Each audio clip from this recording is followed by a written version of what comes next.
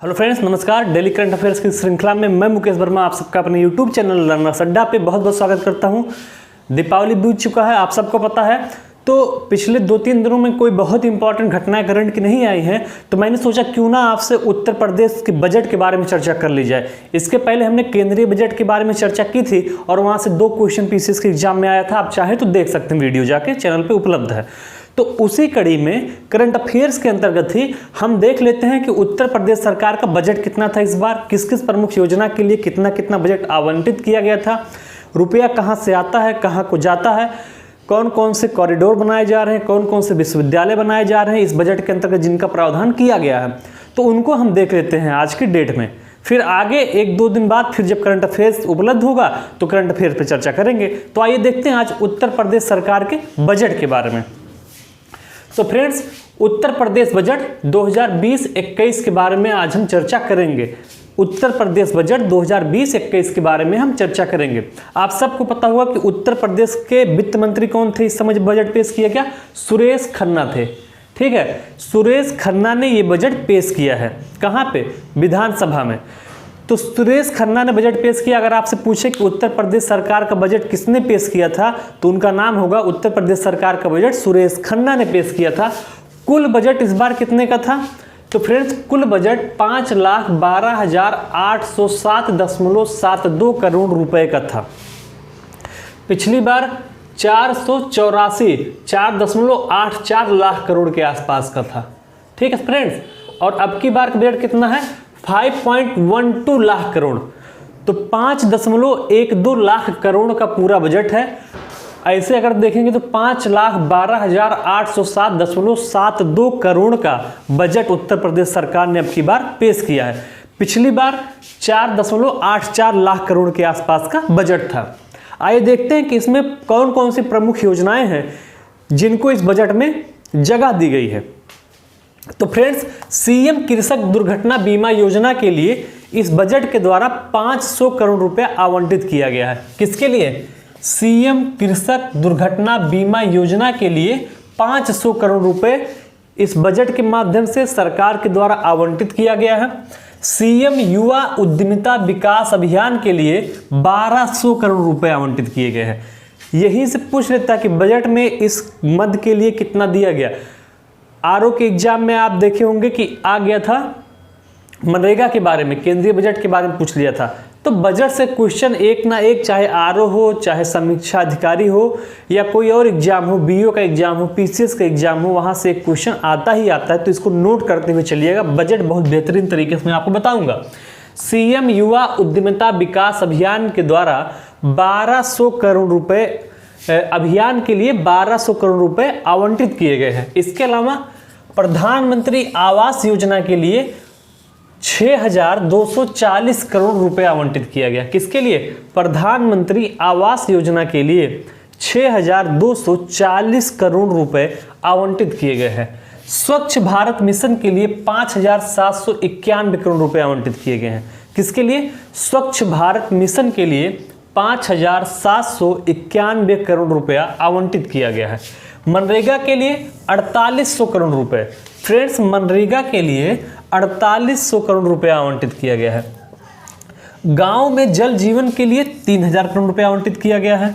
CM Sumangala योजना 12,000 करोड़ रुपए, 1200 तो सीएम सुमंगला योजना के लिए 1200 करोड़। ये इंपॉर्टेंट है, इसको मैं हाईलाइट कर दे रहा हूं, इसको याद रखिएगा। सीएम सुमंगला योजना के लिए 1200 करोड़ रुपए आवंटित किए गए हैं। शिक्षा के लिए 18,363 करोड़ रुपया। चिकित्सा के लिए 820 करोड़ रुपए। प्रयागराज में 50 ई बसें संचालित करने का भी प्रावधान इस बजट के माध्यम से किया गया है कि प्रयागराज में 50 ई बसें संचालित की जाएंगी, उसके लिए भी बजट में प्रावधान किया गया है। डिफेंस कॉरिडोर बनाने की घोषणा हुई है। तो इस बजट के माध्यम से डिफेंस कॉरिडोर बनाने की घोषणा हुई है। कहाँ कहाँ पे? झांसी में, चित्रकूट में, जालौन में, अलीगढ़ में, आगरा में और कानपुर में। तो डिफेंस कॉरिडोर आपका बनाया जा रहा है झांसी में, चित्रकूट में, जालौन में, अलीगढ़ में, आगरा में और कानपुर में। तो इन जगहों पे डिफेंस कॉरिडोर बनाया जा रहा है। झांसी, चित्रकूट, जालौन, अलीगढ़, आगरा, कानपुर। ओके फ्रेंड्स, आइए देखते हैं अगली महत्वपूर्ण जो प्रोविजन किया गया है इस बजट में, वो ये है कि गंगा एक्सप्रेसवे जो सरकार का एक ड्रीम प्रोजेक्ट है, इसके लिए 2000 करोड़ रुपए आवंटित किया गया है। गंगा एक्सप्रेसवे के लिए 2000 करोड़ रुपए आवंटित किए गए हैं और लक्ष्य है कि 2024 तक गंगा एक्सप्रेसवे को बना के पूरा कर लेना है। तो फ्रेंड्स, गंगा एक्सप्रेसवे के लिए 2000 करोड़ रुपए आवंटित किए गए हैं। लक्ष्य रखा गया है कि 2024 तक इसको बना के पूरा कर लेना है। 12 जिलों से गंगा एक्सप्रेसवे 12 जिलों से होकर गुजरेगा। कुल लंबाई इसकी 628 किलोमीटर होगी। तो फ्रेंड्स, ये बहुत महत्वपूर्ण जानकारी है। गंगा एक्सप्रेसवे के लिए 2000 करोड़ रुपया सरकार ने आवंटित किया है। लक्ष्य 2024 तक इसको पूरा करना है। गंगा एक्सप्रेसवे को 12 जिलों से होकर गुजरेगा। कुल लंबाई 628 किलोमीटर है। वो 12 जिले आपके कौन कौन से हैं? तो पहला जिला आपका प्रयागराज है, फिर प्रतापगढ़ है, रायबरेली है, उन्नाव है, हरदोई है, बदायूं है, शाहजहांपुर है, संभल है, अमरोहा है, बुलंदशहर है, हापुड़ है और मेरठ है। तो प्रयागराज से शुरू होगा और मेरठ में जाके खत्म होगा, या ये कहिए कि मेरठ से प्रयागराज। तो गंगा एक्सप्रेसवे कहां से कहां तक बनाया जा रहा है? मेरठ से प्रयागराज तक के लिए बनाया जा रहा है। कहां कहां से गुजरेगा? हमने शहरों का नाम लिख दिया है, जिलों का कि 12 जिलों से होकर गुजरेगा। कुल लंबाई 628 किलोमीटर है। कंठस्थ कर लीजिए, सवाल आना ही आना है।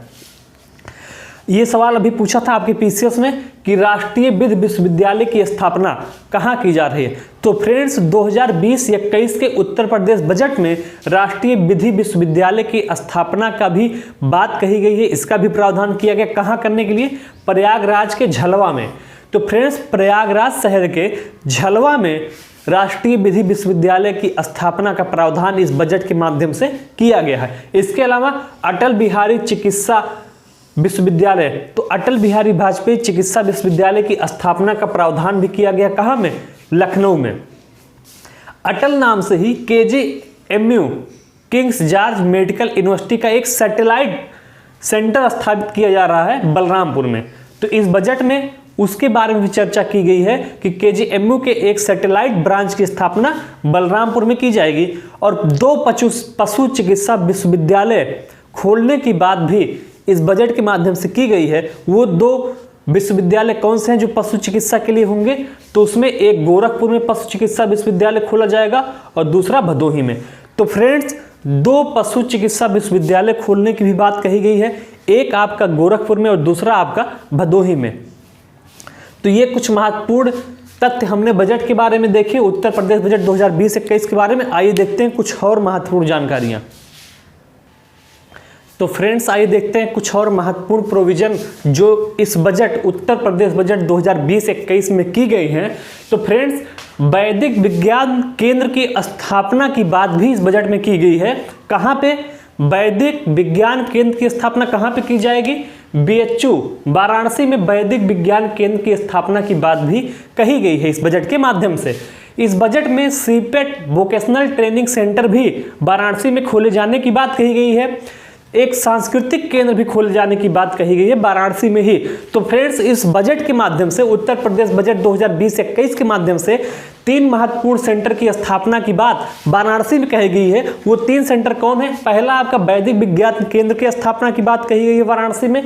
फिर आपके सीपेट वोकेशनल ट्रेनिंग सेंटर की बात कही गई है वाराणसी में। और सांस्कृतिक केंद्र खोले जाने की बात भी वाराणसी में ही कही गई है।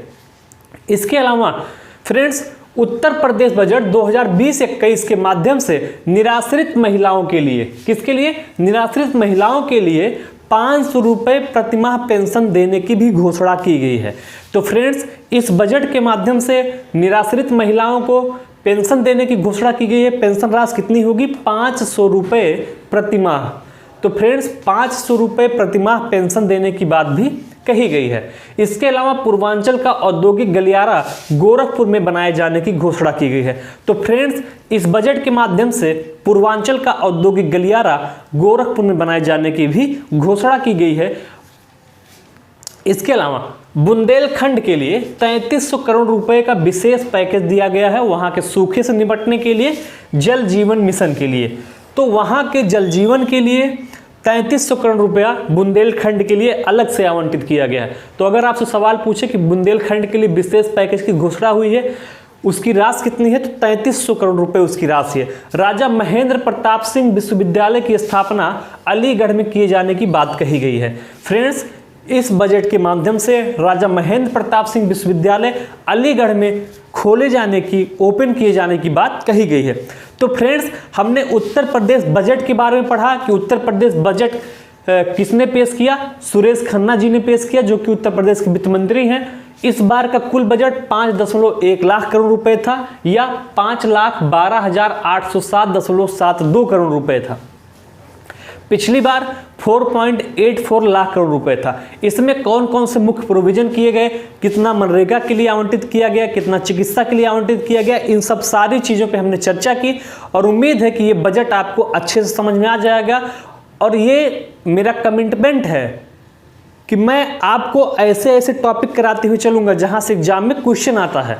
तो ये यूपी बजट से एक क्वेश्चन जरूर पूछा जाएगा।